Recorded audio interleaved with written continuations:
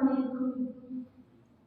قال رسول اللہ صلی اللہ علیہ وسلم ولا تدعوا براءة القرآن على كل حال أو كما قال صلی اللہ علیہ وسلم۔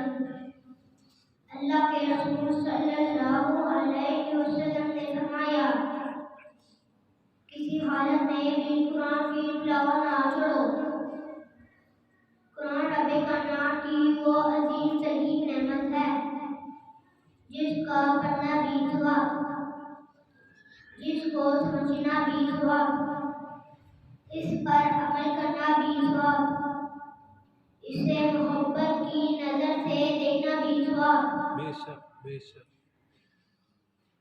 اور اسے ادب اور احترام سے چننا اور چھونا بھی ثواب،